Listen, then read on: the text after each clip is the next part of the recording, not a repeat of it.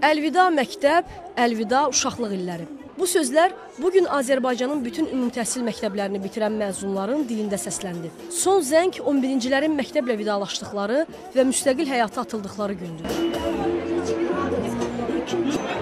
Yolumuzu Bakının 200 saylı məktəb Bağça Lisey kompleksindən saldıq. Məktəb əsl bayram əhval-ruhiyyəsində bəzənmişdi. Məzunların bugünə xüsusi hazırlaşdıqları hiss edilirdi. Onların arasında son zəng gününü səbirsizliklə gözləyənlər də vardı, məktəbdən ayrılmasına kədərlənib göz yaşı tökənlər də.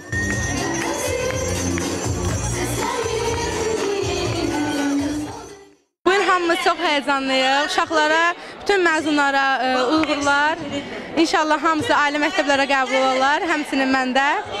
Hamıya uğurlar deyirəm, həyəcanlıyam. Bütün sevincimdə onlarla bölüşürəm. Həyəcanlıyam, özdə çox pisəm çünki sinifdən ayrılıram, heç sevini verəmirəm. Canım qurtarmır, hamısını çox istəyirəm. Hamısı ən yaxın dostlarımdır, heç vaxt yaddan çıxartmayacağım. Öpürəm. Son zəng məzunların bayramı sayılsa da, müəllimlər də bugünü səbirsizliklə gözləyir. Gəncliyin son zəngi qeyd etməsindən onlar da bir növ zövq alır.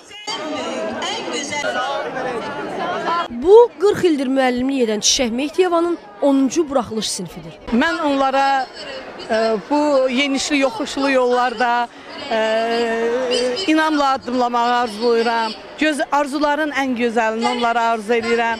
Arzu edirəm ki, hamısı ali məktəbə qəbul olunsunlar, cəmiyyətimizə, dövlətimizə xeyirli övladlar olsunlar.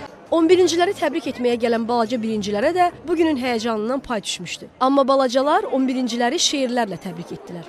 Al şəfəqli səhərdən xoş xəbər soransınız, sabahı gələcəyi yaradan quransınız, vətənin keşiyində əsgər tək duransınız, gətirib sizlər üçün tərçiçək birincilər, son zənginiz mübarək, əziz 11-cilər. 200 saylı məktəb Bağça Lisey kompleksi məzunlarının ən unudulmaz günündə Təhsil naziri Mikayıl Cabbarov da onlarla idi.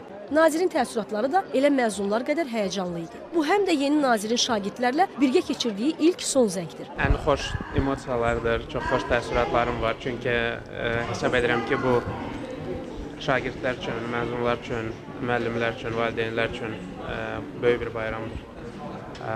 Son zəng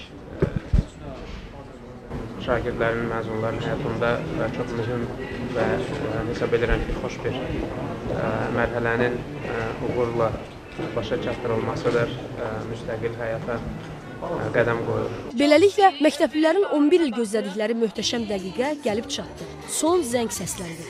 Bu zəngin sədaları bütün ömürləri boyu məzunların qulaqlarında uğur və yüksəlişlə birgə səslənsin. Ülviyə Həsən qızı Elvin Hacəliyev, Yurt Xəbər.